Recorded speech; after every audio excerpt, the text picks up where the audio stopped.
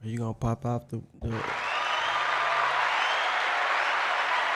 boom. We back.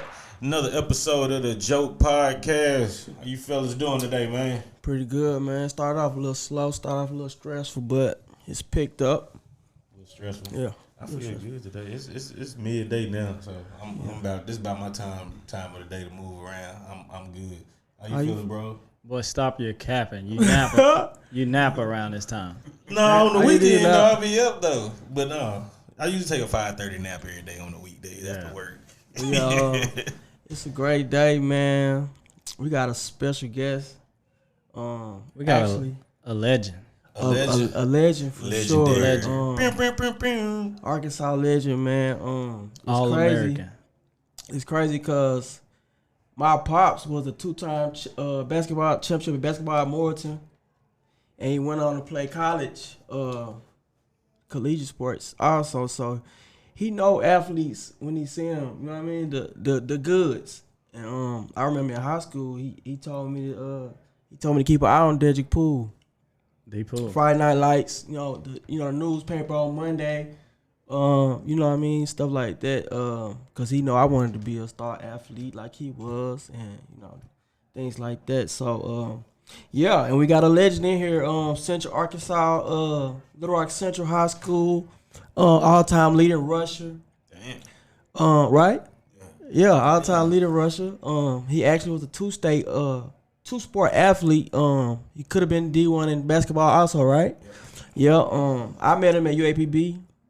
Yeah, I met him at UAPB when he went to Arkansas and transferred back to UAPB or whatever. But Dedrick Poole, everybody know the name. Let's give it up for a legend, y'all. What's going on, Mr. D? How you doing today, Mr. Poole? I'm good, man. Just hanging out with you guys. I think, the last interview y'all had was very entertaining, right? Yeah. Very eye-opening. But nah, man, happy to be here. Like we always say, JOAT Podcast is about giving people their flowers while they're alive. Sure. People from all walks of life that the audience can gain some type of information on. Hometown heroes. People from all different industries when it comes to business, education, things like that. And I reached out to the guys like, this would be a great guy to come on. I know when I met you, I never told you nothing about my daddy and shit like that, you know what I'm saying? But when I had walked on and you and Jason took a like to me and had some talks with the receiver coach, the late great Coach Ray or whatever. So ever since then, I kept that in mind, like, cause that was a genuine thing that ain't nobody have to do that. You know what I'm saying? So I always had a lot of respect for you from that. So what you got going now though? Not much, just in regards to that, man. When you see a similar fire in people and the passion, right, to be good, it's not hard to recognize. Like you're saying, your father, right? He was two-time All-American, so he knows what to look for, right? He was telling you the same thing back then, but I mean, I saw the same thing in you. Jason saw it in you, and Coach Ray, rest in peace, Coach Ray. I mean, he was a genuine dude as well, and he felt the same way, right? Yeah. So it was easy to go in and have that conversation. Where you from, Dedrick? I'm from Little Rock, What part of Little Rock you from? Southwest. Okay. So Okay. I was raised in Westgate, the projects, right? Now they call it like St. John's or something like that. They threw siding on the walls, so it's not all bricks anymore. But yeah, from Southwest Little Rock. How was that growing up? When it comes to, I guess, Pee Wee football, or was football always your thing first, or Nah, what? so your dad probably know my father. My father, he came out of Wabasika. Okay. Y'all laughing. Because, No, I'm laughing at him, but Wabasika used to be cold back in the day, though. Yeah, Wabasika at that time in the late 70s, in the 80s, Wabasika in all time was like a powerhouse. Yeah. And my dad was like one of their star players. So, coming up, everybody used to talk about it. I go to Pine Bluff and Wabaseka, and everybody be like, "Man, your daddy cold. He's a cold lefty." People like Ernie Merritt went to Arkansas and had a pro career. He used to tell me that as a kid. So basketball was naturally my first love. I remember when we stayed in Westgate, I was probably my first time going to the court by myself. I was in second grade. And at that time, it was during the Bangin and Little Rock era. Yeah. Right? But during that time, it was big. You don't see it a lot now, but it was big for people to be at the basketball court on Saturdays, on Fridays, Saturdays, Sundays. It was always packed. And I started going up there like in the second grade and just being around the guys in the neighborhood, and they took a liking to me. And then at one point when they figured out, man, this little kid got some skills, they started making it a point to say, all right, they gave me a little nickname, Little Drick, right? Dedrick, Little Drick. Mm-hmm. We gonna pick Little Drick up. Everybody to come on the court, if he lose that next 5, y'all got to pick him up. Damn, so it was one of those things where they kind of right. They kind of raised me in the game, and that's one of the things that helped me improve. Do you think that made you a lot better than your peers because you was playing against older guys and things like that? Yeah. So I got my son here. I tell him that all the time, and I tell some of the guys that I grew up with when they ask me, man, why was you so advanced? And I tell them in a minute, man, because when I was in the second grade, third grade, I was playing against men. Mm-hmm. Every day, I'm leaving the elementary school. I go home, drop my bag off, and I'm back up to the court, and I get to play the whole time. You know what I mean? Because they making sure I'm getting these reps, and not only that, they not taking it easy on me, right? So if you want to stay on the court, you got to learn how to dribble. You got to learn how to shoot. You got to be able to hit a shot in clutch times, right? And it just made me advance. So, from that perspective, I think I was probably 10 years old, and I'm playing at the same court with the same guys, and y'all probably know him, Brian Stewart. He's like the owner of Empire, the club in Little Rock now. It's throwing all the concerts and stuff like that. Okay. At the time, he was starting him a little basketball team at Thrash Boys Club, and he saw me at the court one day.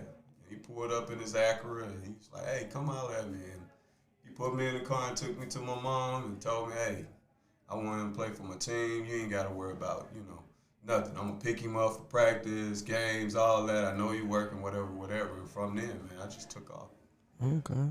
Yep, so that's how I got into sports.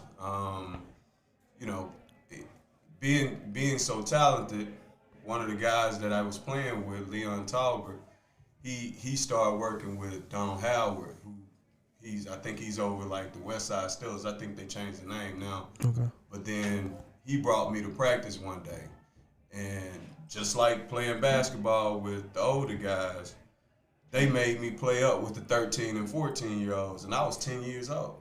But I was a starting quarterback. So all these guys, and we wasn't playing like, in deep West Little Rock team. Yeah. We playing like the heart of Little Rock. Yeah. Like, so were you like a bigger kid for your age? Because you was always like playing up like. I wouldn't say the biggest kid, right? But I always had a little size on me, right? But I think it was more so the skill level, right? Because I was playing with adults in basketball, so my skill level was a little bit different from the normal 10-year-old, 11-year-old. So playing quarterback, they just felt like it'd be easy for me to get out there and kind of do my thing. But man, I got roughed up. I talked to some of them guys now. And at the time, like I said, it was at the height of the Bangin and Little Rock area. So all them kids were from different neighborhoods. They from the East End, they from the West Side. So it's tension. Man, yeah. Yeah. And then, I'm playing from the West Side Steelers. They from John Barrow, right? But I'm from Southwest, right? And, it was always one of those things, man, when you played them, even at that age, like the guys that was coaching them were from their neighborhood. The guys that were coaching these teams from their neighborhood. So it was always something where it was a bit of tension. Anything get crazy anytime, guys, fights or anything like that? No, you know what? Nah, it wasn't like that. I mean, it was completely different from how it is now, right? You can't really cuss at the kids and all that kind of stuff. You got to be respectful and the parents. Back then, ain't no telling what you hear out there, man. Yeah. They gonna tell you the truth, right? Which I try to do with my child, right? I tell them, hey, man, if you really want to be elite, it ain't no nice guys when you step out there. That's the only time you don't have to be, a real nice guy. You gotta be a dog, right? Yeah. So at that time, man, everybody was a dog, from the coaches, even the parents. Yeah. When did you feel like you was above the rest, like young? Like, was it a point of young you was like, I'm... No, so I always had that confidence. Yeah.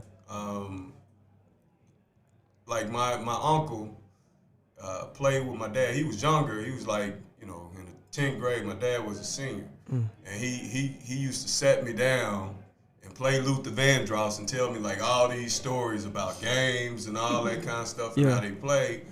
And like vivid stories. So I always felt like, man, my dad was good.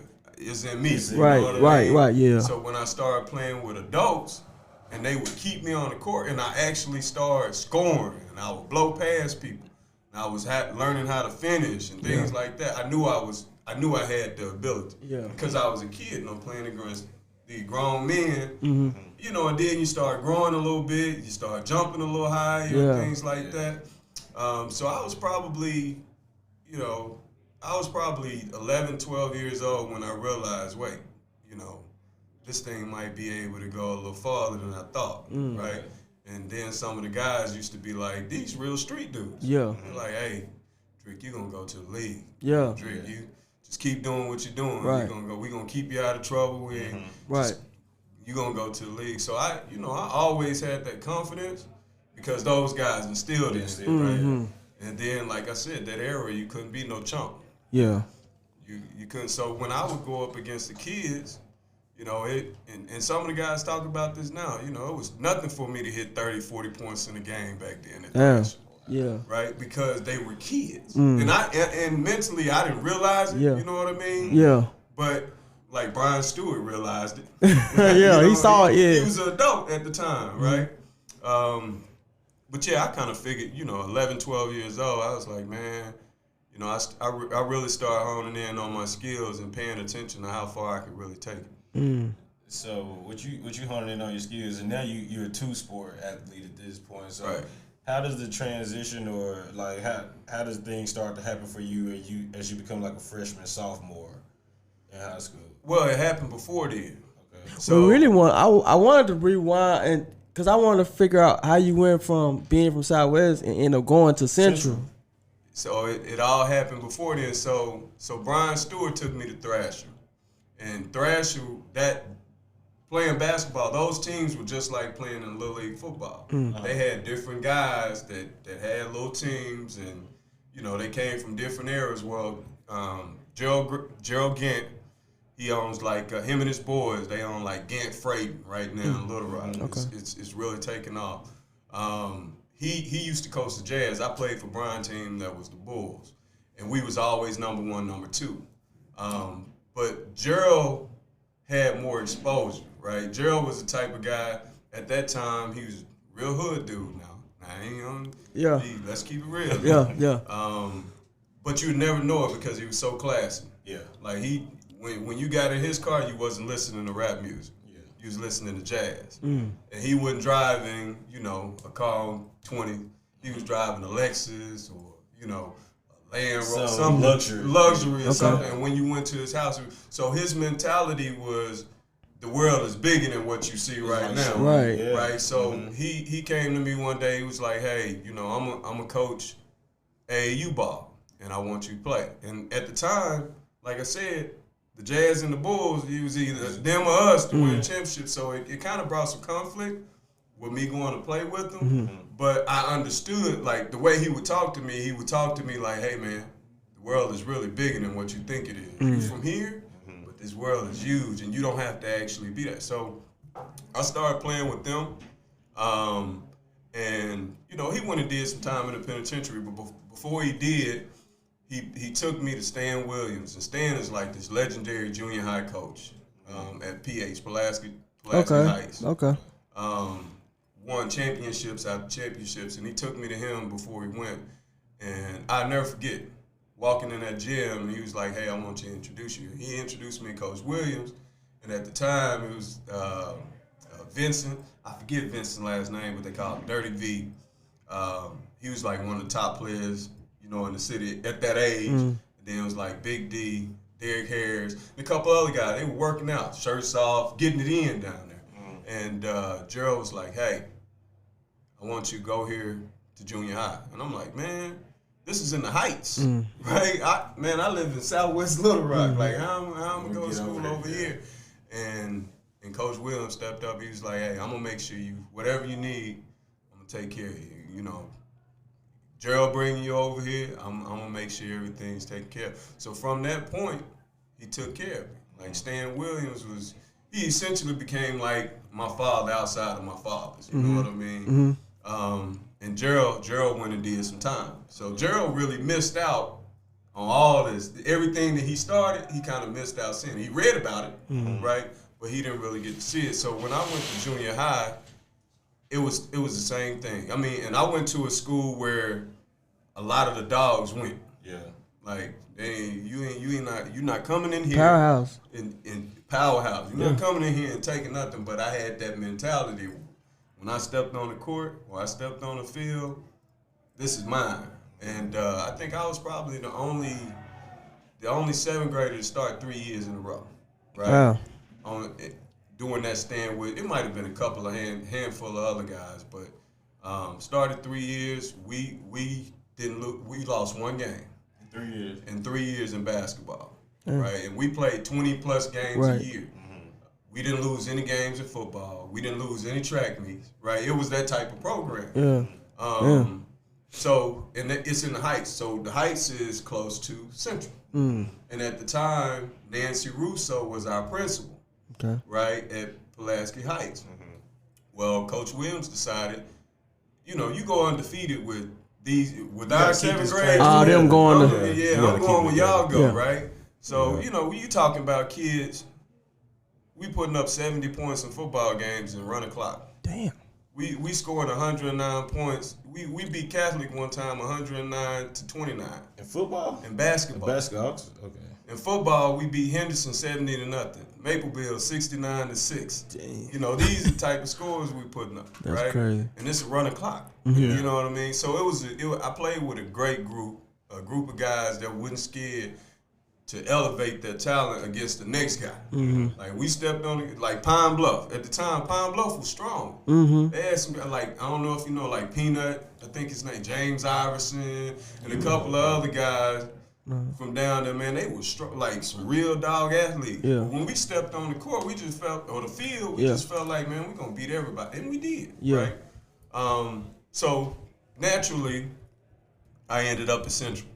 That ruffled a whole lot of feathers in Southwest, right? Because I'm a Southwest kid, and everybody from Southwest go to Cloverdale, or they go to Mapleville, or they go to McClellan in high school, they go to Fair. Cedric Cobbs. He stayed, you know, right across the highway from me, right? Quan Harris went to Fair. All these guys, Andrea Key went to McClellan. Corey Nichols these are like legendary ball players, right? And they all went to Southwest school. But me, I kind of shut things up. And when I you know, my first time going to a Central football game, you know, it just felt historic, right? And I'm like, man, I want to be big, right? And then at the time, like I said, it was during the gang era. So are like Central and Parkview still the biggest like high schools there, or is like North Little Rock? So North Little Rock has always been one of the biggest. Central has always been one of the biggest, but now Southwest. They combine McClellan.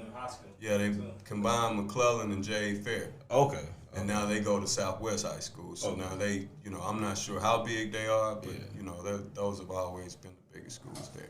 And they got some nice facilities too, Yeah, where they can attract people. Yeah. You know, everything is class over at Southwest. Everything is new, right? What area is that located in? Because I know, like, so Southwest, I believe Southwest is, you know, somewhere down Guyer Springs, Deep Guyer Springs, somewhere towards that way. Okay. So they combined McClellan and Jay Fair. Jay. Okay. Yeah. So they basically closed those schools down and combined them. So how was it like going to Central as a 10th grader? There was a powerhouse too, right? Well, at the time, Jay Fair had just won the 5A state championship the year before. C4 and them, they went undefeated. But Joe and them had just won the basketball championship. Joe Johnson, Jared Hart, Alex Fingers, Mark Green. I can name all of them guys because I looked up to them, as well as that Fair team, right? I looked up to them. When I remember going into Central for Quan. So it's a legendary coach, Coach Rip. He kind of, after Coach Williams, Coach Rip. So Coach Rip used to run. Y'all know Keith Jackson, legendary tight end. Yeah. So he had this facility. Still has it. A facility called Park. He has, I think, one in Arkansas. He has one in Oklahoma. But then he had like a piece of it was called Court of Dreams. Coach Rip, legendary Parkview coach, won. I think he went to like 10 state championships, won like 7 before Coach Flanagan took over. He used to run the Court of Dreams piece for Keith because Keith played for him in Parkview. Right. So he gave him something to do after he left Westar. And one day I went over there, just to play basketball, and he kind of took a liking to me. So, we used to always hang out at his house. Me, Faquan went to Arkansas. He's from Fair. He was Defensive Player of the Year at safety. Damian Ash, a whole lot of, real big-time athletes. And Faquan looked at me, and I'll never forget it. He was like, man, you ain't better than Sid. And I'm a kid, man. You're not really. Sid is. Yeah, he's a man. Yeah. 215. He run 4.3. He just went for 2,000 yards on like 170 carries. It's crazy. He top 5 back in the country. Yeah. And me, being from where I'm from, having the attitude that I have, I'm like, man, I'm way better than Sid. You got me messed up. Right. But that's that Little Rock mentality. Supposed to have that you're supposed to have that in you though. Yeah. But Faquan was like, man, you ain't better than Sid. He was like, what you gonna rush for? Like, you gonna get 1,000? I was like, man, I'm gonna get more than 1,000. And this is all of us around. And how old are you at this point? I'm probably 15. 15, 10 grade, yeah. Right. And he's like, I'm like, nah, I'm gonna get more than 1,000. He's like, what, 1,500? I said, man, I'm rushing for 2,000 yards. 2K in the game. Damn. And this is a sophomore, brother. I'm going into my sophomore year. Yeah. Right. Put a battery in your back. I'm going a big battery. I told him. He called me like maybe 4 or 5 months ago and reminded me of that conversation. I was like, yeah, I remember. But going into that season, my 10th grade year, so at PH, Coach Williams, if you was an athlete and you played for him, you had to play all 3 sports.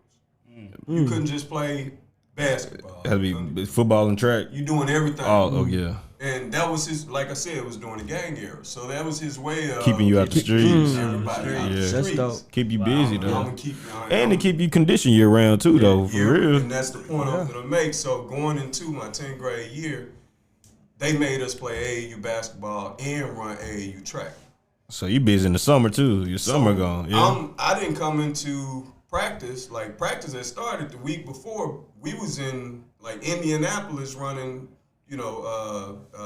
junior Olympic track meet. Wow. So when I stepped on the field, man, I just came from the track meet with guys from all over the country. Yeah. Like legit fast guys. They can run. Yeah. So I was already in shape, and just so happened, and I tell my son this all the time, guy just left was talking about open opportunities. Well, opportunities have to open themselves up to you. And sometimes it can be unfortunate for some, for others, right? Well, a guy that came from PH with us, right? I won't mention his name. Just as good of an athlete as me, right? If not better, right? Matter of fact, he came from a family tree of athletes. Like he had a lineage. Pride family. Yeah. Like if you from Little Rock, these Pride boys can go. Yeah. Right? Daddies, uncles, all of them, right? All the way down to their kids. Well, he ended up, something happened to where he didn't have the grades. Yeah. And he was supposed to be the starter. So when I came to camp, they had found out he wasn't going to be eligible. Mm-hmm. Well, I'm a little guy coming from PH, right? And we played all our home games at Central. Okay. So the coaches knew who I was. Yeah. And they stuck me in. And So you ain't have to beat nobody out? yeah, it was seniors. Okay. It was other guys Yeah. that had been there, right? But I just think I was prepared. Like I was already ready, and mentally, I had already made this assumption that man, So, I'm gonna yeah. be better than Cedric So, Cobb. how big were you at this point? You come about to start. You started camp, 10th grade. 5'9", 170, 175 pounds. That's a nice size for a high school running back. But They was huge back then. So you get 175, 180 pounds is big for 10th grade. Yeah. 10th grade. Yeah. I was just that's yeah. decent size for a 10th grade. Yeah, right? because you got pro running backs don't get to about 220. But hold on now. Like I said, I came from a school where, we had Mark Winston and Jamal Anderson that played for the Falcons. Yeah. Like, they played on the same team I played on. Really? Like, so Jamal was probably 6'5". Mark Winston was 6'4". We had Allen Harris. He was 6'3". Vernon Allgood, rest in peace. He was 6'4". We Them had boys was huge, man. we had some big guys. So I wasn't one of the big guys, right? Even Nick McGee, he was bigger than me. He played running back. But I just beat him out, man. I had it in my mind that when I got this ball, I was gonna make something shake. Yeah. And we had a scrimmage game against Catholic at Central, and I think I might have got like 4 or 5 carries, and I probably had 100 yards on like 4 or 5 carries. Damn. I remember Coach Cox. Did they show up? Goddamn. Coach Cox pulled me out, and I was mad. I'm like, "Why you pulling me out?" He was like, Trying to I got 2,000 to get this shit. we don't need you to play no more. Like you just We sit seen on we need the to see. sideline. Yeah. You're gonna be good. We wanna keep you healthy, man. At that point, Coach Callaway comes over and he tapped me on my head. He was like, "Hey, you gonna be our starting running back." And so I knew it, going into the season. But you still mad though. You was upset. But I was still upset. Gotta right? get that Because, 2,000. I'm trying. I got a whole lot to prove. I Right? got 1,900 more yards to go. But This is just a scrimmage, though. This is just a scrimmage. So, You know yeah. what I mean? Yeah, you didn't even But think this about is that. how I'm trying to evaluate myself versus high school guys, right? I'm like, man, I'm still unsure. Right, I'm sure, but I'm still unsure. Yeah. But then that next game, we was playing Thearies Howard. I don't know if y'all know D. Howard. D. Howard actually, before they included 9th grade to go with the high schools. When we came in, well, the year before I went to high school, it was only 10th through 12th. Well, then they included 9th grade the year I went to high school. So they bringing up more competition. Right. Well, I think the kid that went to Auburn, I forget his name, running back. Cadillac. No. Oh, like a couple years ago? Yeah, and they won a national championship. Yeah, he didn't I forget his name, man, but he ended up going to the league and everything. Yeah, but he was from Little Rock Christian, though. He right? was. Yeah. He ended up breaking the record. But D. Howard had the record at the time. Oh, wow. Right? And I was second, right? Behind D. Howard. I missed it by like 8 yards. So my first game was playing him as a junior. And so he was, coming into the game, everybody knew this kid right here is finna dominate, but they came to Central. Right? We didn't go to West Memphis that year. They came to Central. And my first game, I ended up having like 221 yards. Running back. At running back and like 3 scores.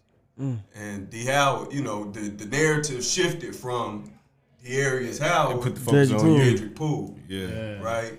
And I think I might have had like 950, 960, 70 yards in the first 4 games. God. Sheesh. And this still a 10-game season? Yeah. God. Yeah. So, Yeah.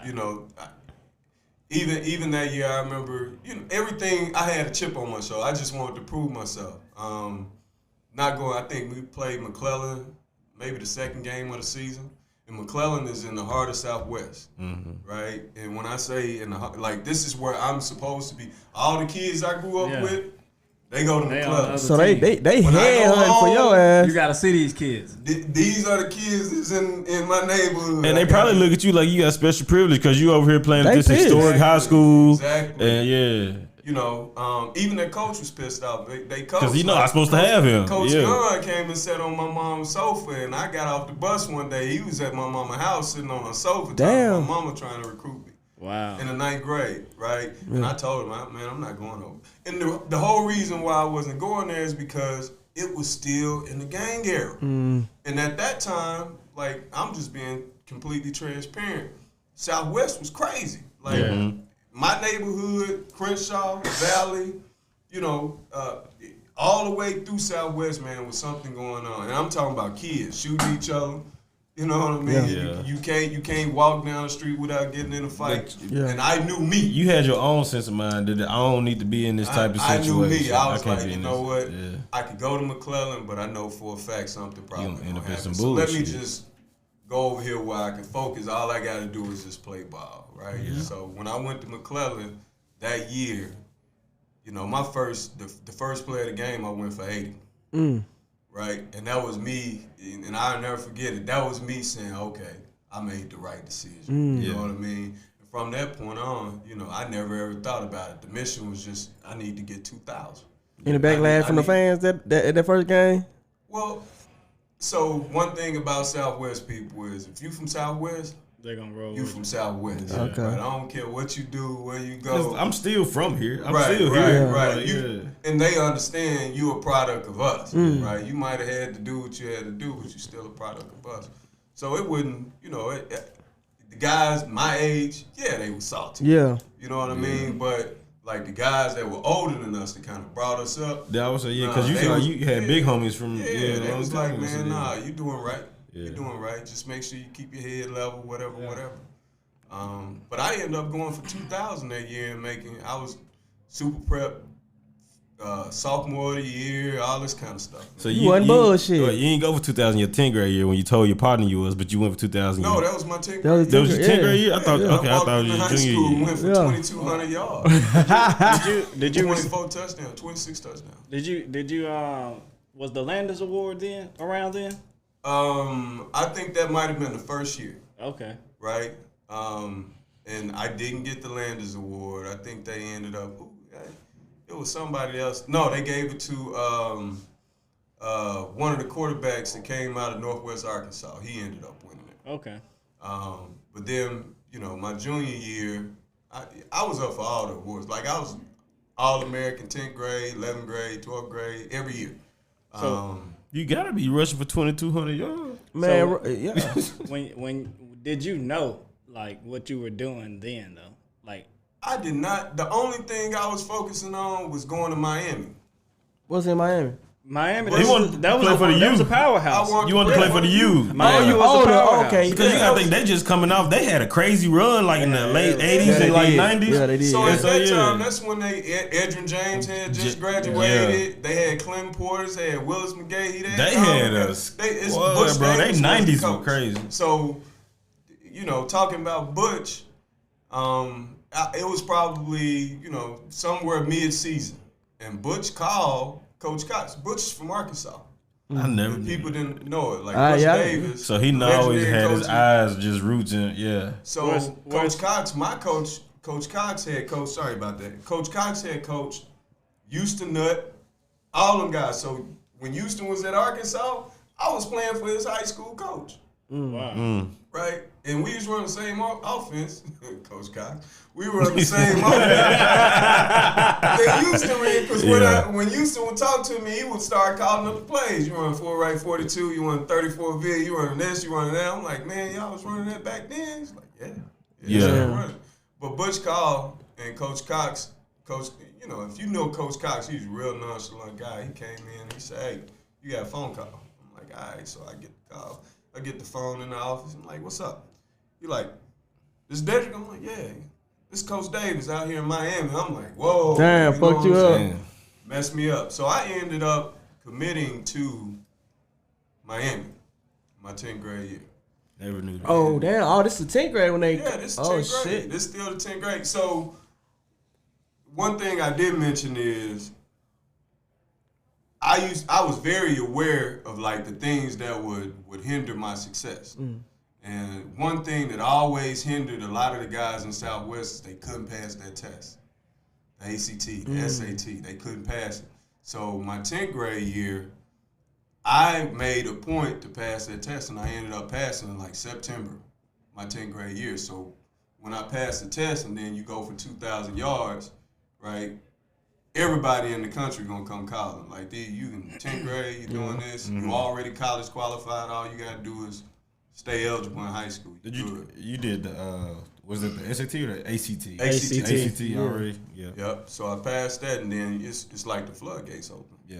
So I got my first letter from college in 7th grade from Texas. Oh shit! My first letter, I never forget. Coach Williams came. He said, "Hey, I got something for you," and he handed. It was springtime, and he handed it to me. He was like, "Don't get the big head." Right. How did that make you feel though? Like you.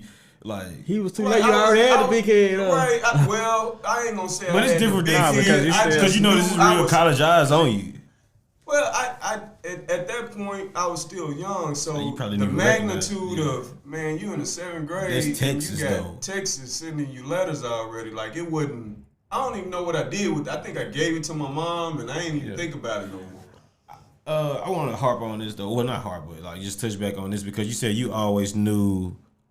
Just the importance of where you wanted to get to. Like, was that instilled? Like, did you have a presence of your father, or was that all just your mom? Just like no. So, just full transparency. My dad and my mom was never a couple.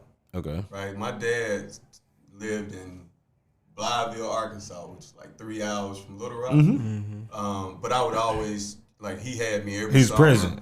Every holiday, things like that. So he worked in like a steel mill, and he was a preacher, right? Mm-hmm. So even though I was coming home to the neighborhood, I was still getting the spiritual, that man upbringing type presence in my life. So I tell my son this all the time. At that point, even though I had a lot of men in my life or a lot of guys that wanted to see me. A lot of them weren't really on the right path. Yeah. So I kind of chose my father at an early age. Yeah. Did I do everything correctly? Nah. No. But for my future, I knew. Because you still had guys to help you out, but this is my dad. I wanna walk in this path. Yeah. I kind of want to be, him. Yeah. Gotcha. He remind me all the time though. Like he said, man, you was probably 4 years old. We was walking up the street going to the video store. And I was like, man, you want to be like me? He said, you looked at me and told me I want to be better than you. I knew right then that you was going to be your own man. You know what I mean? So, I did. I had a father figure. Okay. Right? And then I did have a father figure in my mom's house, too. My brother's father was married to my mom. Okay. Oh, okay. Nice. But it was, It's good, though, but you had two, positive men around you, immediately around you. You know what I'm saying? Yeah. So now they were two different guys. Of course. That's why your mama wasn't with your dad. They different. My stepfather was in the streets. He the one who probably put all the dog in me. Yeah. Hey, how was that though? How was that though? Like, cause he your stepson, but like y'all in the same house. Like, how was that dynamic? Knowing I got a great athletic stepson. Like, how was that to? He never treated us different. Yeah. Like, never. He would always say that. Like, I'm not treating nobody, y'all my boys. Mm-hmm. Right? Like, I had my dad's last name, but he called us Block Boys. Right? Yeah. So, it was one of those things where he wasn't athletic. Mm-hmm. So did that make him like super proud of you, or just like? Oh yeah, because he would always read the newspaper. Mm-hmm. And that's how I started reading the newspaper. Mm. And he was always just, he knew I liked sports, so he would throw me to sports section. Yeah. But now all of a sudden, your son, you reading up on your son in the newspaper every day almost. They gotta have you going to work with the big chest on. Outside of outside of the team requirements when it comes to off season practice, did you do anything outside extra to like elevate, or it was just all God given the whole way out? It was. I won't say it was all God given, right? When I wasn't the fastest, right? I wasn't the biggest. I wasn't the strongest. I taught myself how to be those things, right? Like now, kids got these video games, and Verdia Hintz, love Mama Hintz. All us used to go to her house, Keith Williams' mama house, because she was a teacher, and Keith had everything. You know what I mean? Keith had all the games. He had everything. Like, while everybody was in there playing a video game, I used to get frustrated. Like, if I lost, I'd be like, man, Forget because I'm used to being the best. When I lose, I'd be like, man, see, this is a waste of time. You know what I mean? Even at that age, You can't beat me for real. right? Yeah. and my thing was, you know what? I might as well work on what I'm good at. Yeah. And I would go outside and start running up and down in the backyard, you know, making cuts, playing the game in my head. While your homeboys in there playing video games. These are guys that I play sports with. They all in the house playing video games, eating nachos. I'm in the backyard getting it in, improving. Or I'm calling Coach Williams. Coach Williams, can you come get me?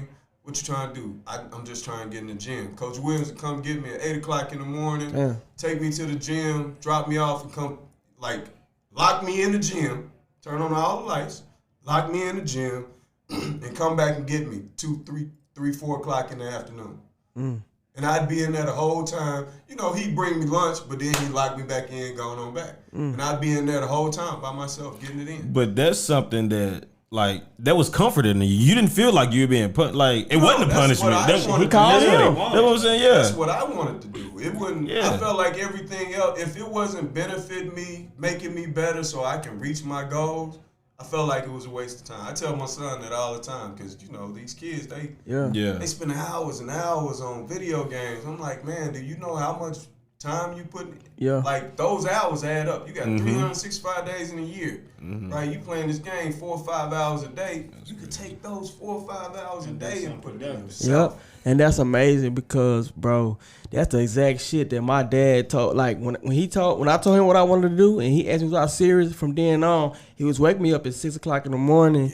I was running miles. In the evening, I had the rope in the tire. He was and I ain't gonna lie, there's a lot of times like, man, I don't know if I really want it like that. In college, you have a background though, so he knew what it took. Yeah, and he always told me the greats, man. When people sleep, that's when they working. See, that's and you know, Joe, again, I can't give him enough credit, but he tricked me. We were riding one day and he said, Dedrick, you know, it's kids all over the world that play this sport, right?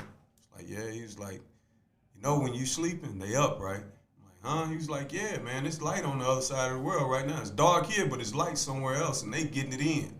So he asked my mama.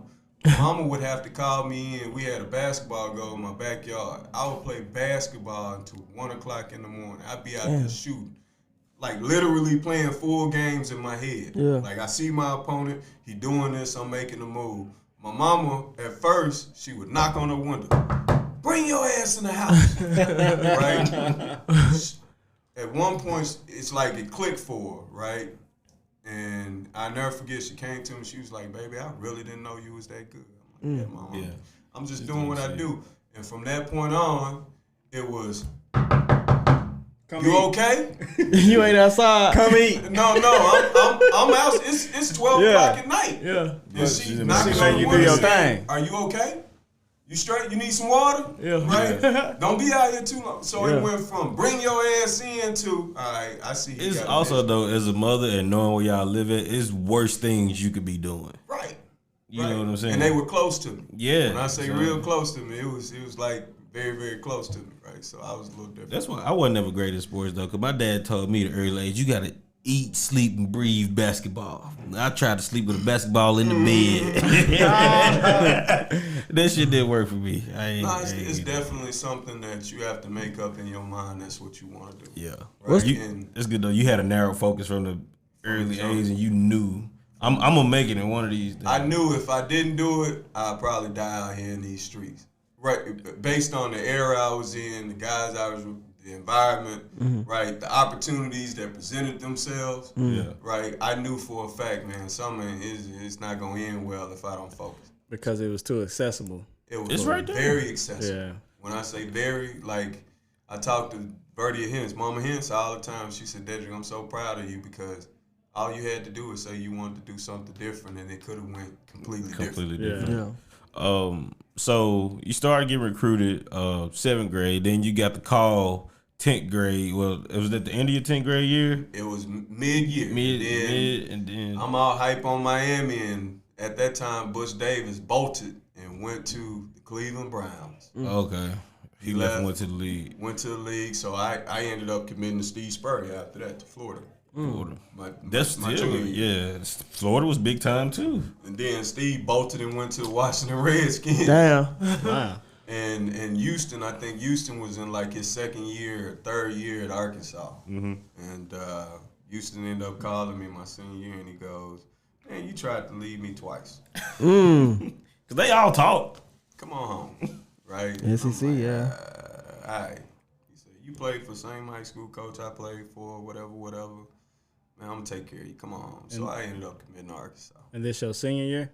You committed before you actually went and see what it was, the campus and everything? So I was always going up there. Okay. Like I was like from 10th grade, like by this time. So at that time, I don't know if y'all know, but we could get our driver's license at 12. Oh, wow. So I was driving, 9th grade, I'm driving to school. Like springtime, I'm driving to school. For real? Fussing at me like, get out my parking space. You know what I'm saying? Yeah. So This nigga been growing all his life. Man, so I was driving to Fayetteville in the 10th grade by myself. Like, and Coach Williams retired right now. He could have gotten in trouble, but he had like this little Honda he used to let me drive. Yeah. Little Honda Civic.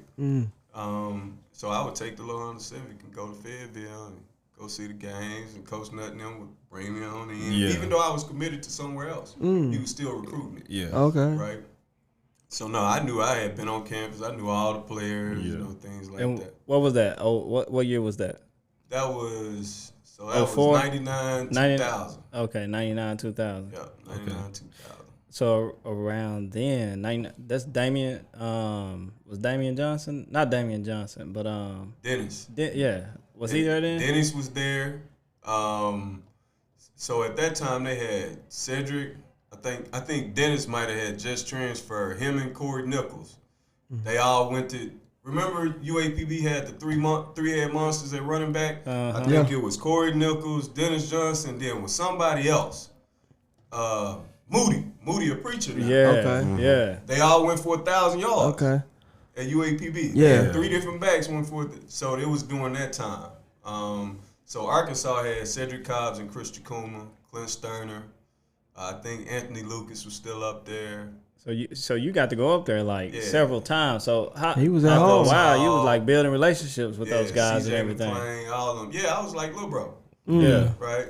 So so when I committed, it was just like, all right. I was like, you already got relationships with them anyway. Yeah, so stay at home. So how was that? Because I know, like, just with college ball, y'all get up there in June. Like, how was that? But it's real dead up there. But how was that getting into a camp where you seeing like everybody is same, like, or like more talented? Like once you finally like start working in and working out and getting. Well, getting for in me, it wasn't a challenge because everybody got characteristics, right? One of my biggest characteristics was I competed. It didn't matter who you were. You could have been Michael Jordan. I'm gonna play you like you a peon. You know what I mean? Yeah. So that wasn't a challenge. The challenge was always being the best. And now, you got 4 other guys in here that can run just as fast as you. And I was saying that's something you can't control. Yeah, you got guys that's been up here for 3 years and they've been in the weight program, things of that nature. That's the adjustment, right? It's not necessarily feeling like you don't belong. You know what I mean? You belong, you wouldn't be in this position. Right. Yeah. It's just, where do I fit? And when is my time going to come? I think that's a struggle because I went up there, and the reason why I went there is because Sid told me, hey, man, I'm going to play 1 more year. So going into my freshman year, Sid was supposed to be, first, second round pick. And he ended up hurting, I think he hurt his shoulder again because he had blew his shoulder out like a year or so before. So, no, he had like a knee injury or something like that. So he set out like 5 games, and he came back. And when he came back, Sid was hyped up to be a Heisman Trophy. Well, he deserved it. Yeah, definitely. Right? Yeah. So he was in the Heisman Trophy talk. Like, we got banners on the stadium saying C4 for Heisman. You got college game day coming, So that kind of set me back, right? I was like, man, I'm supposed to be starting my second year up here. He came back because he got hurt, And what I did was I told Coach Nutt, man, you know what? I don't want to waste another year. So let me redshirt this year, which pissed him off, which I probably shouldn't have did because said he ended up getting hurt again. Damn. Wow. Right? And what they did was they moved to Corey Birmingham from wide receiver to running back, and DC ended up going for like 800-900 yards in the last 5 games. In 5 games? Yeah, DC went crazy. He had like a 200-300 yard game against Kentucky. Wow. But then, that next year I got my opportunity, and I ended up against Auburn, and it's like a movie, right? Because for some reason I wasn't playing, right? They wouldn't play me. But I had beat everybody out in camp. But they had, guys that had been there that they wanted to give an opportunity and all that. So finally in Auburn, Coach Nutt come to me. I have like a good second quarter. Like at the time, Auburn was number 1 in the country. That's the year they won. They went undefeated. USC went undefeated. Oh yeah. And they made them like dual champions or some shit like that. Coach Nutt comes to me during that game. We can't get a running game going. He's like, hey, this your opportunity. Let's go. So, in that quarter, I think I had maybe like 7 carries for like 40-some yards or something like that. And coming out of halftime, Coach Nutt puts his arm around me. He's like, hey, I don't care what nobody else say. You my starting running back going forward. Man, you talk about happy. Yeah. That's the moment I have been waiting for. Yeah. And I get right out there and, that next series, I remember it like it was yesterday. Coach Nutt say, what you want to run? I'm like, 27 week. It's like, that's your favorite play, ain't it? Yeah, because it put me one-on-one with the safety, right? I'm going to make the safety miss, which Will Herring, he ended up playing linebacker in the league, but he was safety for Auburn, and he wouldn't all that shift. He was a big hitter. So he called the play. Stephen Parker jumps off sides. We end up going back to the huddle. Matt come back to the huddle, being Matt. I don't know if y'all know Matt, but he's real kind of like lackadaisical. Yeah. Probably greatest athlete I've been around, but he's just, his body language. He's like, all right, we're going to run it again. And Stephen Parker said, man, we're going to take this shit 88 yards. I'm like, all right, bet. Man, he handed me the ball. When I say the hole opened up, it's like the Red Sea open. Yeah. So this is off to the left. To the left, Yeah. to the weak side. Yeah. I get it. Will Herring. Me and Will Herring in the hole. I stick him inside and jump back outside. Will jumps all the way inside. He bite hard, yeah. And I hit the ground. Yeah. And didn't know what happened.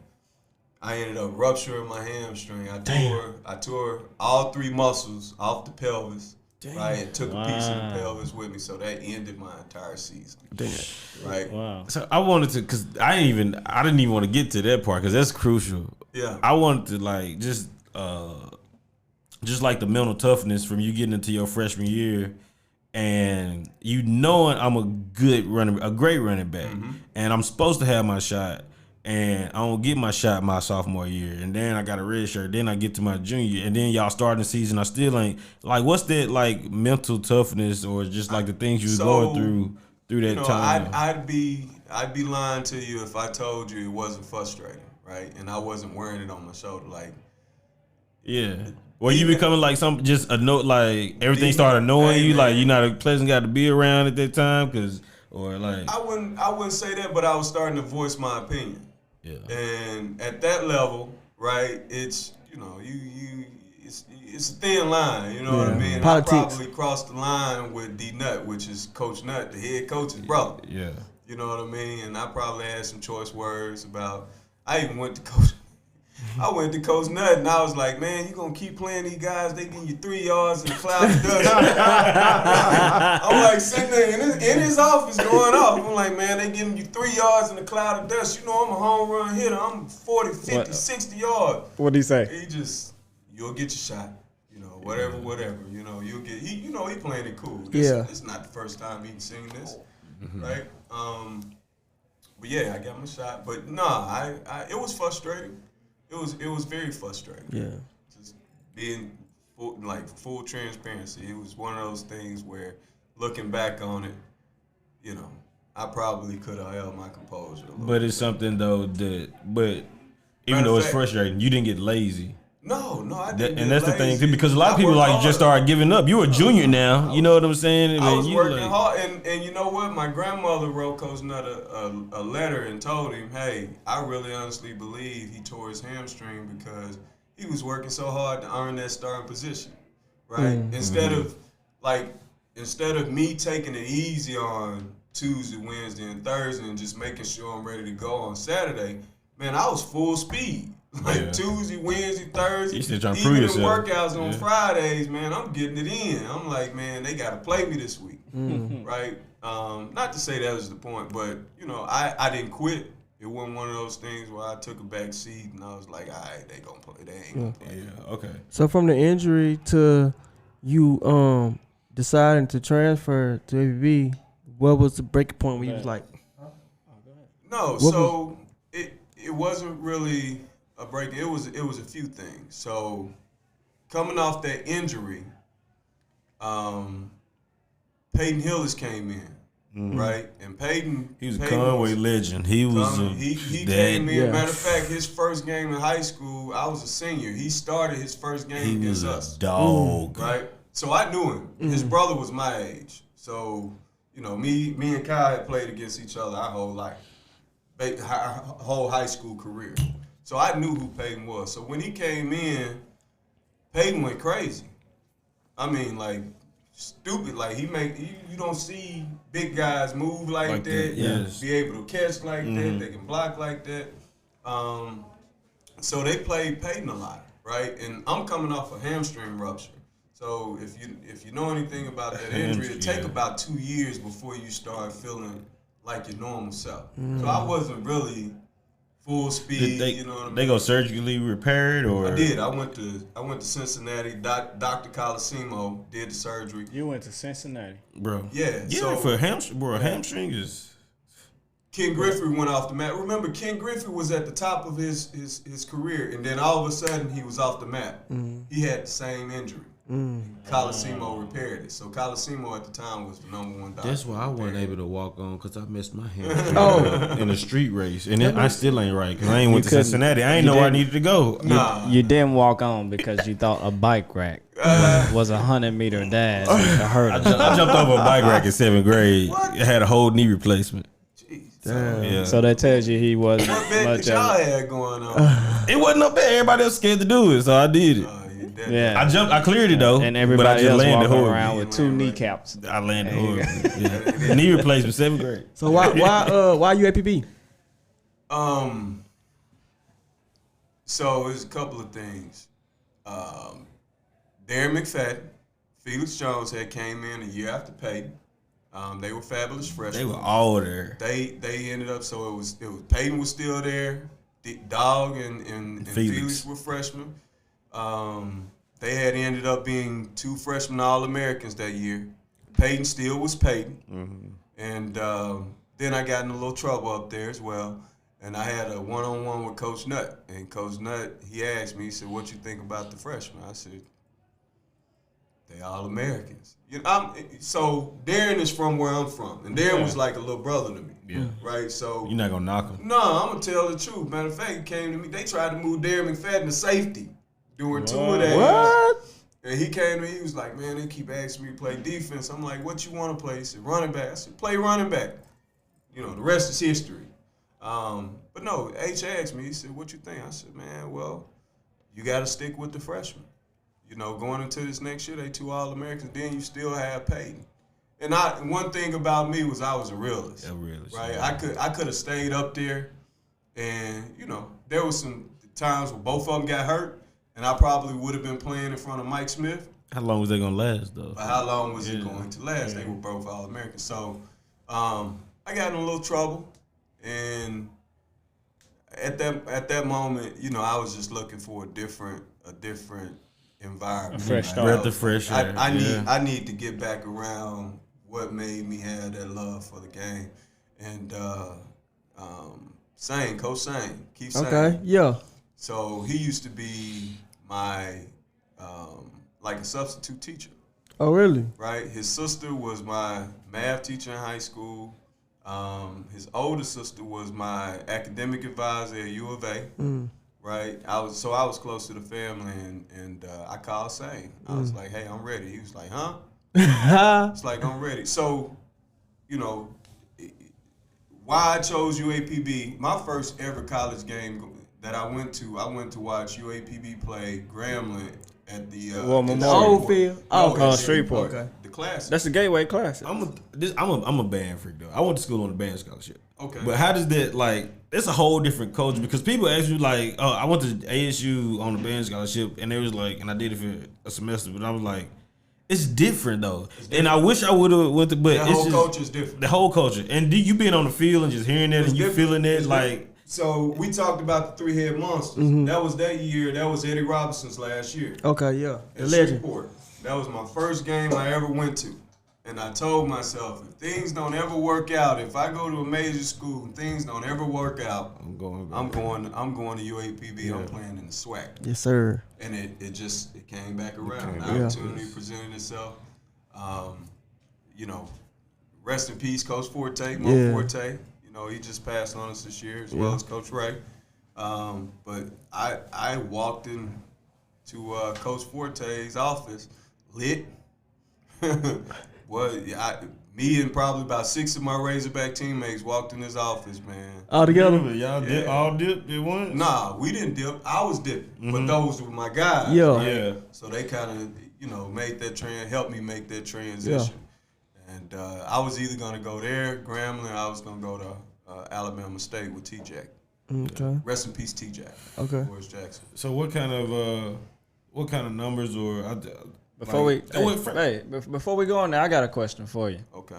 So we see where nowadays where athletes that's of your caliber, like they go to these big schools, and just going back to the trouble, and we see that they get into an altercation or get into something where they in the news and they having to deal with the press and everybody. How was that? Because you were still a kid.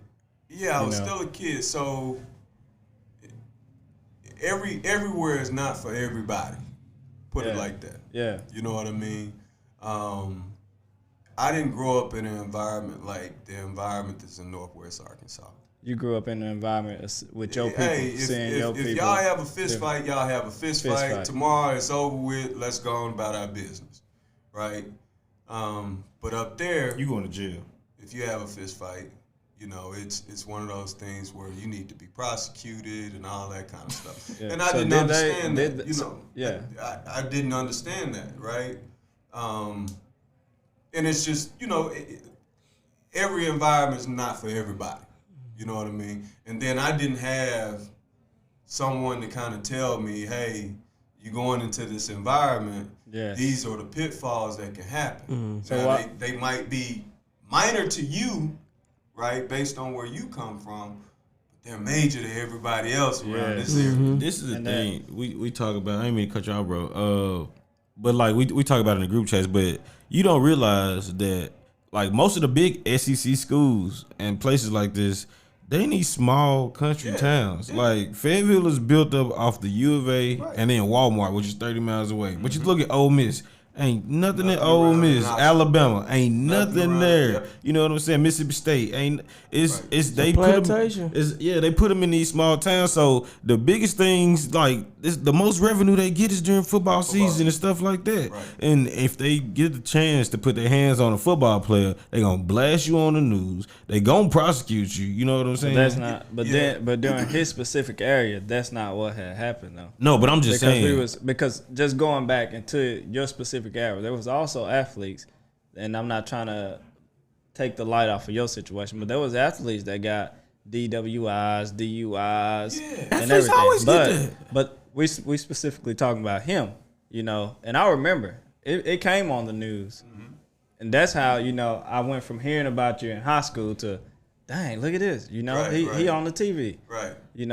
So for one punch, right? Guy, so. Ahmad Carroll had just went to Ahmad was my best friend. Still is. We still tight. He had just got drafted first round. Batman. I don't know if y'all remember. I remember that. He had just got drafted first round. And we went to the piano bar. You know where it is on Dixon. And, you know, looking back on it now, we probably shouldn't have been at the piano bar. You always say it in hindsight. You know, looking back at it. But, you know, Beck came in town, and I'm going to kick it with my boy. I'm going to kick it with Dedrick, and we had like 4 other guys with us. They were white guys, right? But we were all friends. Yeah. And when I say friends, like we were, you know, we hang out together, whatever. And so Beck drives up, pick us up. He in this big Hummer. It's yellow. He park it right in front of the place. He get out. He got on all his jewelry. He first round. Round draft pick. But you know the other guys, and I won't mention their name. Yeah. They went in prior to us before we went in. So we went in after them. They give y'all problems at the go. And Bat like, come on, man, we gotta get everybody in because he's paying for everything. So he walks around, and I'm following Bat, and the guy at the door was like, "What are y'all doing?" Like, what do you mean? It's like, y'all need to get behind them. And we look back, and it's the 4 guys that's with us that don't look like us, but they with us, right? And I turned to him, I'm like, hey, man, we all together. Like, we all friends. He's like, I don't give a so-and-so. You need to get behind him. So I'm like, what? It's like, I said get behind him. And whatever, words were exchanged, and he grabbed me by my neck. No, he didn't. Yeah, like he gonna help me out, throw me out or something. Yeah. Like I ain't touch him or nothing. And I threw one punch and dropped him, and that's how all that happened, right? So prior to that punch, were you already UAPB Golden Lion? No, I was in Fayetteville. So, but that punch was the ultimate. Yeah, that was that's what I'm saying. But the punch was the ultimate decision. Yeah, that's what started everything. What started everything. And looking back at it now, you know, we just shouldn't have been there. We shouldn't have been at that spot. We should have went somewhere. The minute he started acting like that, we should have turned around and went somewhere else. So the knee jerk reaction. How many after that happened? How many homies reached out to you? And everybody reached out to me, right? Because before it happened, you know, we had teammates in there. Like, and I never forget, Jerry Hill was like, man, that's Dedrick and Bat. Let them go. And he was like, no. And Jerry was just like, what? You know? And, but everybody reached out, you know. I can't say the same for, like, you know, some of the coaches or whatnot, you know what I mean? But, like, all my teammates, you know, even when I transferred, they would call, man, what it's like down there, you know, things like that. So I still have a great relationship with all of them. That's good. That's real good. Yeah. Once you're a Razorback, you're always a Razorback, man. It's family. It's a fraternity. Just like UAPB, man. If you wear that helmet, you're always gonna be a part of the family. That's what's up. Yep. All right, now we can go ahead back with. I was just asking about your transition to UAPB, and once you actually got on that field, like how was that? Completely different. You know, the amenities are way different. First of all. All right, so I can talk about amenities. I can talk about. We ain't gonna have no UAPB slam. No, I'm not trying to. It's different though. Hey, but we ain't gonna. It's different. I'm glad that we have you here because just 2 months ago, 3 o'clock in the morning, I'm arguing with this sucker here. Who, me? He's saying that we was arguing about why athletes don't specifically go to HBCUs and to like the bigger college it's versus UAPB and these others. But he already confirmed it. He confirmed it. I can tell. But no, but you confirmed it because we're gonna fast forward. We're gonna have another buddy up on here, one of P homeboys, and he had an injury, you know. And one of the conversations was that the schools, U of A, don't have the same doctors and amenities and resources as UAPB and everything. He argued that doctors don't matter. Who said that? You said doctors don't matter. I never said that. Your wife will confirm it too. No, I never said that. Your wife will confirm it. Because the same thing I told you, Chris, I said he didn't have his surgery in Arkansas. But he went to Florida to have his surgery. Just like when you tore your hamstring, you went to Cincinnati. No, the doctors matter because the Exactly. doctors set up that surgery with Dr. Colosimo. They knew, so it's specialists, right? Dr. Colosimo was a specialist at reattaching hamstrings, right? If it was a shoulder, I probably would have went somewhere else, right? But Colosimo was the number one guy at the time. So do you think at Doctors matter. UAPB you would have got the same treatment? No. Absolutely. So I said that. No, you didn't. What you lying? And UAPB just being real about the situation. Completely different atmosphere. For one, they don't have the same budget, right? Everything is about money. When it comes down to it.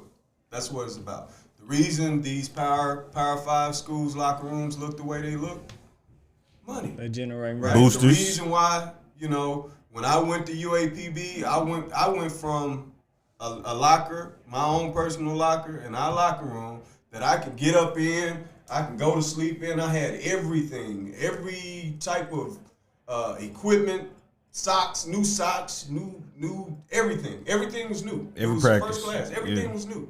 To when I went to UAPB, I was putting on a practice jersey that they had been using for the last 7 years, right? It's not like that now. But when I went down at that time, we were in the hype. In the early 2000s. Right? We were still, the locker room was still in the hyper. They didn't even have like a real locker room at the stadium at the time. It wasn't built. It was just a stadium. It was a cemetery. It was a cemetery. But it was cobwebs. Nobody wanted to use the showers because the showers were, it was just molded. Everybody was, some people coming up with all kind of, balls and stuff like that, so, we were waiting till we got back to the dorm room to shower, right? I mean, it was just, the money is different. The money is From different. a doctor perspective, we didn't really have a doctor. We had a trainer. Yeah. And the go-to was put some ice on it, right? So if you have a major injury down there, you're not gonna get that.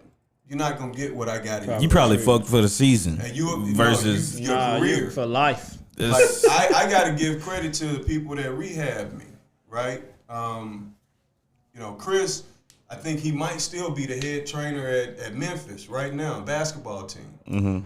He's the guy that he got up at 5:30, 6 o'clock. I had to meet him at the facility every day, right, to do these workouts to get me back on the So field. you were, from your injury at U of A, you were rehabbing at PB? No. By the time I got to UAPB, He was was 2 back. years after. He was back. I was Okay. ready to go. Yeah. Okay. Right? So Chris rehabbed you at U of A? Yeah. Okay. Yeah. He got me all the way right. Matter of fact, he flew to Cincinnati with me.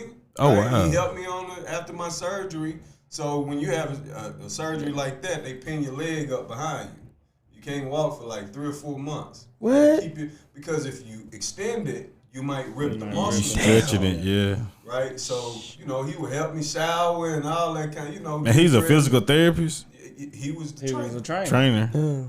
He was an assistant at the time. Now he big time. Yeah. You know what I mean? I bet he is. But just to have somebody to take you up there, bring you back, gonna meet you at the facility every morning, make sure you got your workout. They calling, making sure you straight. Things like you don't get that. I don't know about now because it's been 15 years since I played at UAPB. Yeah. Right, and things may have changed, but you didn't get that at UAPB. Yeah. But you helped change a lot of that by The coaching. he led the team. He helped lead the team to their first SWAC championship. Well, yeah, that's what I was gonna get to. Like, besides all the off field stuff, how was it on the field? Like, did you? It was. What was the temperature like at training I camp? got the best. I tell people this all the time, man. I got the best of both worlds. I played in the SEC, right, where you get to experience that SEC life, but then I got to play in the SWAC. And just being completely honest with you, like the environments are completely different. But man, to hear that band in the SWAC, Yeah. you see them pom-poms going back and forth, in the SWAC. Man, it's different. That's the thing, because you got the SEC game, you got 70,000 people in the stands, but then you got like I said, at the SWAC, you got the band which feels you don't even 70,000 that rumble Yeah. in the SEC. When they get to hollering, you can feel it in your chest. You're like, damn, it's 70,000, 80,000, 100,000. In the SWAC, You hear that band going, it's the same feeling, except it make you rock a little bit. Yeah, that's the thing. You got soul. It make you move a little bit. It's a different feeling. But no, it was, man, playing. So I got to play Southern. I got to play Grambling. Prairie View. Prairie View, A&M, right? Alabama State. I got to play all these legendary, historically black schools, right? And, the experience, I wouldn't trade it for nothing. You wouldn't trade it? I wouldn't, no, because it was different. It went from, and Coach, so R.I.P. Coach Ray. Yeah. Right? But Coach Ray, our meetings were totally different from Fayetteville. Coach Ray would go, hey, first play of the game, you see this guy right here? You point his pointer. Hey, you see him? Jason Dedrick, first play of the game, I want y'all to go whoop his ass. I don't care. We gonna run the ball. Make a beeline. Both of y'all run straight to him, go whoop his ass. And, it was things like that were different. You kind of got to set the tone and kind of have some swag as well, whereas, Fayetteville was more uniform. Yeah. What was the competition like when you got a training camp? Did they just place you? All right, Dedrick is here. No, I don't know if you know some of them guys I came through with, but like Charles Ali. Yeah, Charles Ali with the James league. Bass. Was Frazier still there then? Frazier. No, because these guys had been there. Okay. You know what I mean? Martell Mallett transferred in from Bowling Green the same year. Yeah. Okay. Right? So yeah. both of us was trying to make our way. Brandon Wright had transferred the year before from Mississippi State, right? No, it wasn't like, you are All-American, you can come in here and do what you want to do. Yeah. It was like, dude, you gotta earn your stripes. Yeah, I just asked because before I got there, I heard stories outside like this nigga Dedrick Poole just do what the fuck he want to do. He treated like God on campus. You know what I'm saying? I'm not gonna say, once I start earning the respect from guys, like I ain't moved like I wanted to move. I did. Yeah. Like some of the things that we were doing back then, if they did it now, it'd be all over the news. Yeah. You know what I mean? Yeah. Like we were kids. You know what I'm saying? And it's a totally different environment. It's like a Southwest environment. It was. Down there. It was. So and you 30 minutes from the crib. Come on. So we pulling up in it just being completely honest, we pulling up in drop stop Mustangs and candy painted cars with rims on them, getting out with our shirts off. And it's not a problem. Yeah. It's not like it's a thing where anybody has an issue with it. Mm-hmm. Whereas in Fayetteville, you need to be buttoned up. Yeah. Put your shirt on. Yeah. You're not understanding why they like, man, yeah. Hey, don't drive your drop top Mustang with your shirt off around town. But, it's the culture. So the culture was more inviting in Pine Bluff to the things that we wanted to do at that age. Yeah, what you grew up seeing. Right. That legendary season though, y'all started off kind of rough. What was the turning point? So they wouldn't release my grades. Arkansas wouldn't release my grades. It's an article. You can go read about it. I read it. They wouldn't release my grades. And so I ended up missing the Classic in Chicago. We ended up winning that game, right? But the next game, Jason Jones had an issue with his grades. Mm-hmm. So we didn't get our full, and then the game after that, we was missing some people. So we didn't get our full team. So they're just not releasing the transcripts. Right, we didn't get our full team until like the fourth game of the season. That's when we ran eight off straight. But we beat everybody. Everybody came Grambling, Alabama, and everybody. So this going into October before y'all get y'all full team. Right. And after that, I think, from October, November, we didn't lose nothing. What kind of numbers you put up? I think I might have had like 600 some yards. 652. How was that transition from running back to receiver? So I was always like I was a forward thinker. So Marshall Falk was like one of them guys that I looked at. I was like, man, eventually the league gonna be backs got to catch. And they was always saying he had the best hands as right. Yeah. So I always felt like that. So I always trained like I could play both. Even in Fayetteville, I would tell coach, hey, I can play both. receiver and running back. So it wasn't really a big transition for me.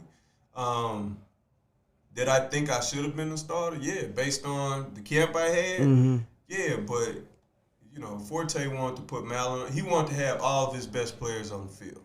Mallett was not a good receiver, right? You couldn't line Mallett up at wide receiver. Right. So that's the way to substitute dead. Like he was a horse. I played some running down. I got carries. Yeah. Right, but Mallett was a running back. Yeah. I was more of a skill player. I could play it all. Mickey Dean was hurt that year. He didn't even play. He hurt himself. Yeah. So Mallett ended up being a starter. I ended up being a starter on one side, and Jason Jones was a starter on one side, and Brandon Wright, and what's my guy now? Now he's like politician in Pine Bluff now. He's cute. I'm not even. Oh, Ryan Wally. Watley. Yeah. Yeah, Wally. I know that name. Watley. We had some words when I first. He ended up hurting himself or whatnot. But nah, man, it was a transition that had to be made. Yeah. Right. And then at that time it was the best transition to get all of us on the field. On the field, yeah. So you got your best athletes on the field. So you put up 650 yards receiving, and y'all winning. 600 and some yards receiving. I think I had close to 300 yards rushing. I was doing all the special teams. Kick return, punt return. Still over 1,000-yard athlete. Yeah, I don't feel like I hit my stride until I had well over 1,000 yards that year. I don't think I hit my stride until like late in the year, right? Because I had been hurt, right? And that was. So you still get more comfortable too. Yeah. So I think last game I might have had like 4 or 5 TDs in the last game going into that SWAC championship game, and then. Jonathan Cannon, Coach Cannon, my boy Big Cat, didn't get the ball in the championship game. Damn, Cat. As well as Chris Wallace wanted to fight during that last game. No, he got put out. He got ejected, right? The first half of the game. But no, J-Mo came in and did well. Yeah. You mentioned Frazier. Yeah. Right? So Turkey the turning man. point of the championship game was Chris Wallace coming in that second half, the first drive. And I looked at Chris, me and Jason. I said, Chris, don't throw nobody this ball but me or Jason. And if y'all know Chris was just like, man, I got this. That's Chris did. I got this. Superman. And I know he read back, dropped back. I'm wide open.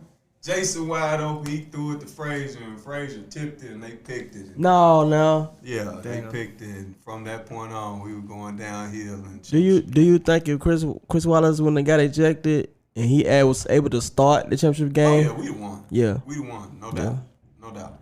If he'd have started, nothing against J-Mo, right? Right, yeah. But Chris Wallace was Black College Football Player of the Year that year. Oh wow. Oh for real? I didn't know that. Yeah, wow. Chris went crazy. Yeah. Yeah.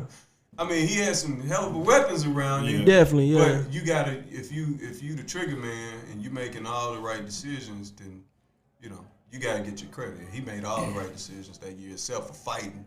Yeah. The last home game. Yeah.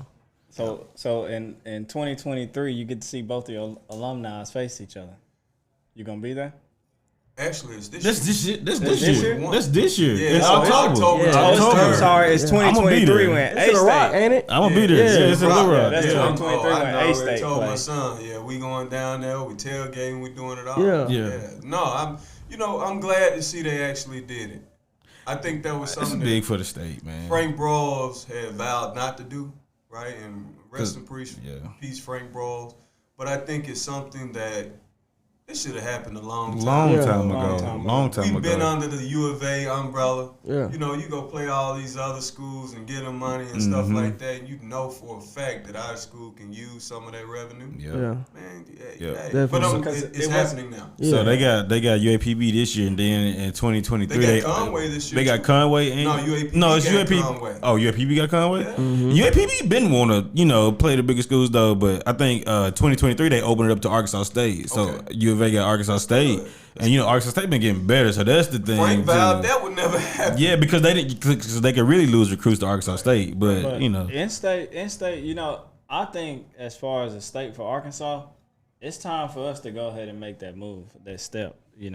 Because you see every other state is doing this, and you see overall that the state benefits from it. You know, Well, if Arkansas scared of losing talent, you got to be better. it's not even the talent, because for now You don't want to lose to because you the big dog. You don't want to lose to Arkansas states have State been or other UAPB. states have been doing this. You know, They- look at they big schools look have at been Texas, for instance. You got It's Texas. all about the money. It is. It's all about the money. It's But all about, if you got money, you can get recruits, right? Because with the money, you're able to improve your facilities. You're able to bring in, you know, the type of instructors that you need, and you're able to improve campus life. yeah, It's all about the money. Once they start feeding that money into UAPB gonna skyrocket. and you said it's been 15 years ago since you played for UAPB.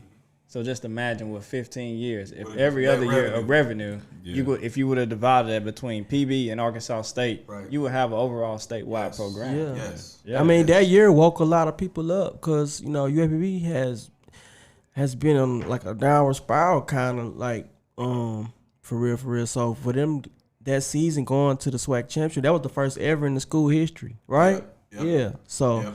you know, when you talking about alumni and things like that, people that invest back into the school, that did a lot It to really did. the shit that you see now. You know what I mean? Mm-hmm.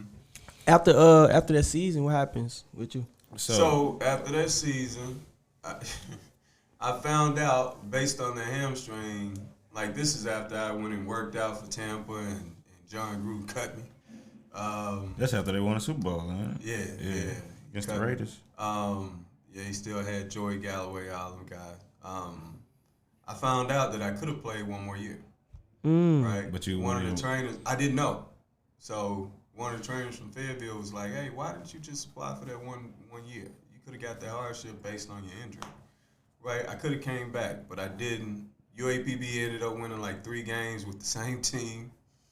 Yeah, so they went from a 9-game winning season to a 3-game winning season with the same team, and then they made some change. They Coach Forte and all that kind of stuff. Yeah. But for me, man, I went and played arena ball. I went to CFL, went and played some arena ball, and then I just decided, my kids were getting bigger. It was time to start kind of putting things in place. Transitioning from an athlete to a businessman. And I went into corporate America, and I ain't looked back, man. Okay. So what's life like for you now? It's good, right? So like I said, I went to corporate America. I went to sales. So, and that's funny because I never had anybody around me in sales. Yeah, you did.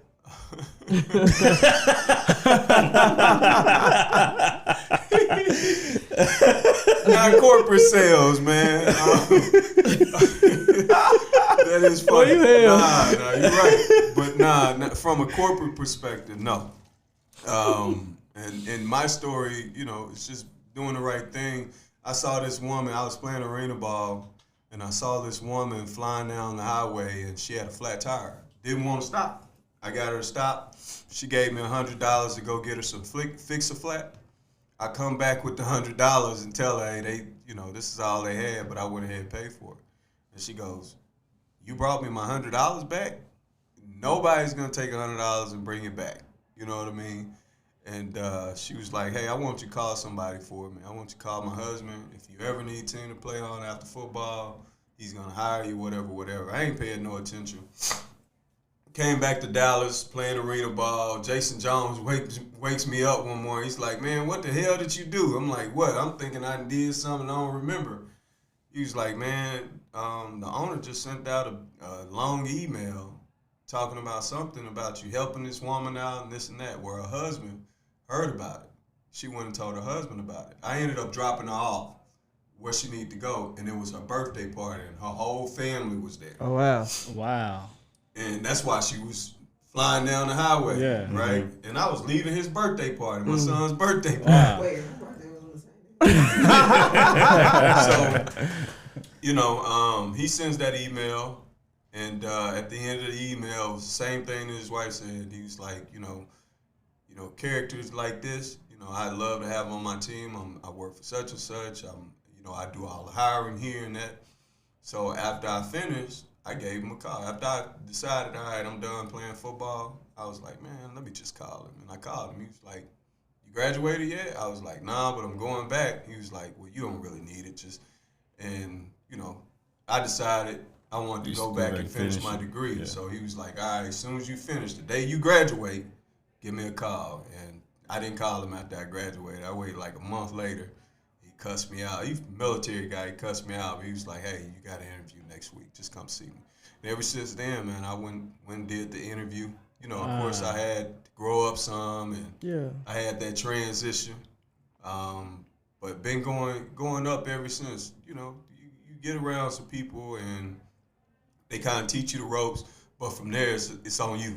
Yeah, right. Mm-hmm. So he gave me the opportunity, taught me the ropes, and from then on, I grind, man. You got somebody that gave you a chance. Gave me a chance to stick your foot in the door. Right, and I got in the door, and I've been making my way ever since. Which, at this point in my life, I say it all the time. The position I'm in, I'm not gonna say I'm not supposed to be in that position because I made it. Yeah. Right. Yeah. But it's very seldom that we do get these type of opportunities, on this level. When I look across, my organization and people that's at my level, right, it's not a lot. Now, our organization, as well as other organizations, are making a conscious effort to kind of change, the demographics and some of the stuff, right? But when you reality is, to be in that position, it's truly a blessing, right? Yeah, and it's something that I had to take advantage of. And like she said, ain't nobody giving, let alone stopping. You know what I mean? Stopping is the first thing. Just by that, that says a lot. You know what I mean? It says a lot about your foundation too. Yeah. She wouldn't even look at me, man. Yeah.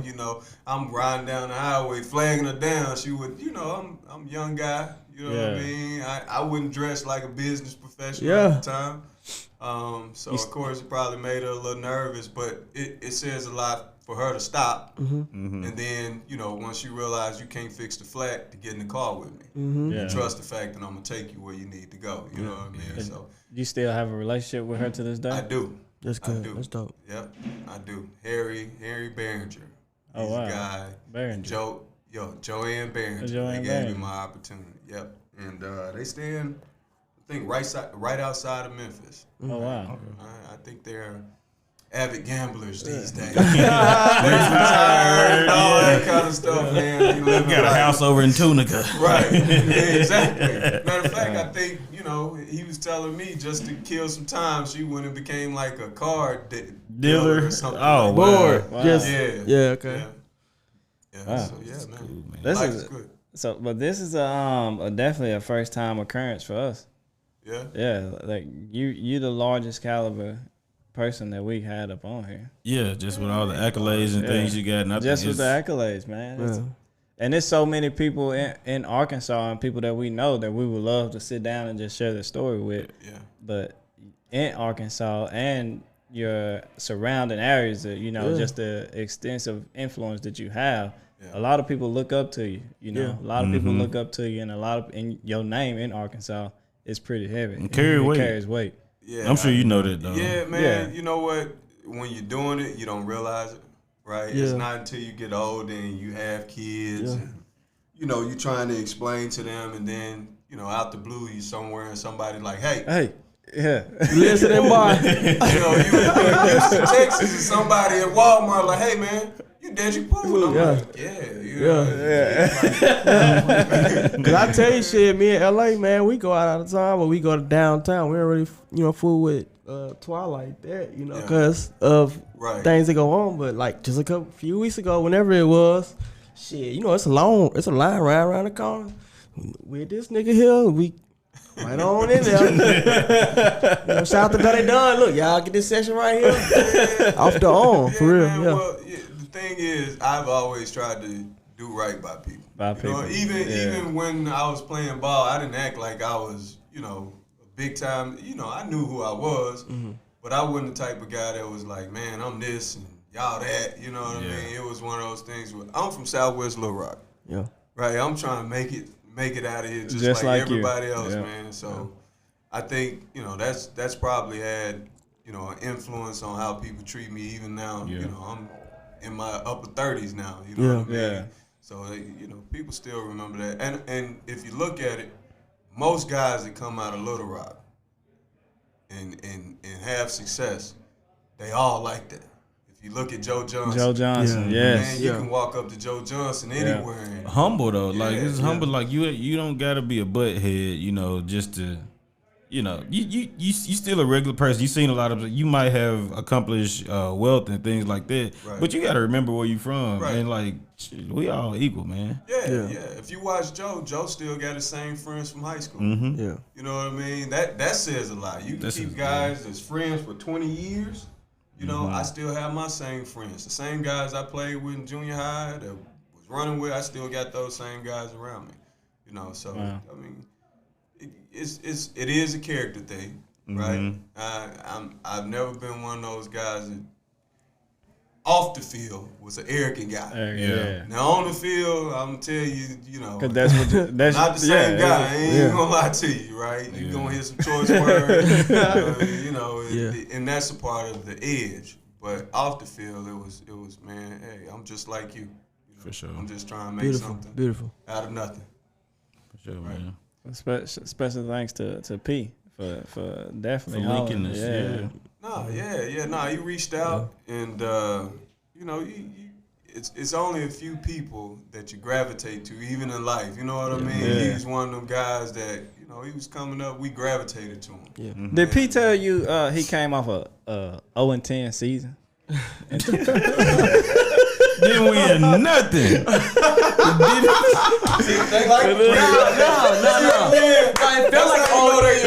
It felt like an 0-10, but it was 2-8. Oh, okay. Who y'all beat that year? We beat Lake Village. And Man. shit, I don't know. That was a scrimmage game. I don't even remember. Oh my God. So, That's been a long time, I bro. feel you. Hey, I was at Arkansas and we had like 4 or 5 win seasons. So I feel you. But I felt good because I had tensions with Coach Hamp, and when I got to UAPB, Coach Hamp was the defense, and I ate their ass up day in and day out. So it felt good watching him. You know what I'm saying? Yeah, because his DB, I was great. fucking him up in one-on-ones, all that shit. For real. But, you know, it's all good. It's all Coach good, Hamps man. did well. You know? Coach Hamps, Nah, he getting it too. He went down to Florida State. He went to Oregon. Western Kentucky. Yeah. He went West Kentucky now with Yeah. Petrino. Nah. Yeah, it's a small No, he world, definitely man. good coach. Shout I out just- Coach Hampton, man. He was one of those guys where, you know, back then we thought he was the squarest guy ever. Like we like, man, stop it, coach. But he had a focus. Right? Yeah, he knew yeah. what he wanted to Yeah. do.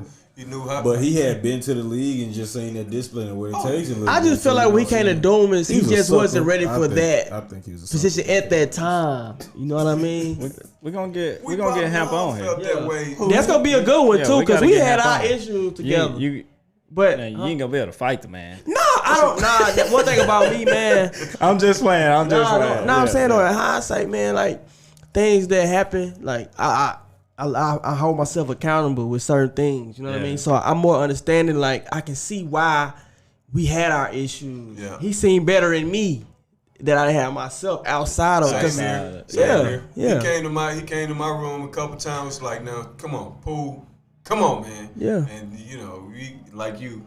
You know, we felt like he was old square, so we was like, Coach Sam, would you get him out of here? You know what I mean? But the whole time, he had a vision. Yeah. He knew what he wanted to do, and he knew he had to be a certain way in order to get it. Yeah. No, ain't no hard feeling with Coach Hamp, man. Coach Hamp was a good guy. Yeah. His son playing college ball now, ain't Yeah, he played for Northwestern, I believe. Northwestern, Yeah. That's what's I think this is probably AJ. gonna be his breakout year too. Oh wow. Yeah. Definitely stay tapped in. That's what's up, man. Oh yeah, man. So, man, thank y'all for inviting me. I know I Pete appreciate reached you, out, bro. man, but you know, me and you guys being around you guys, we've been up here about 4 or 5 hours. We've been chilling. It's been, You know what I mean? Yeah. But man, I appreciate it. You know, it's something that I wanted to share with my son. You know, That's what I mean? beautiful. But That's I'm beautiful, glad you man. brought him I'm in, too, really like, glad you listen, brought him. You know, it means a lot to me, right? He's never seen me in this light, right? Yeah. I'm always dad to wake up and work. And, It feel different coming from other people. You know what I'm saying? You might can tell him all the shit in the world, but He was like, Yeah, he literally told me though. He literally told me. My dad tell me a lot though, listening to but me. he was like, it's different hearing it from somebody else. he's dad, you know. I was just saying, it's like, you know, it's I hear it all the time, and I believe it. Yeah. It's just it's dad, so it just makes me want to be like, yeah. You got some big shoes to fill.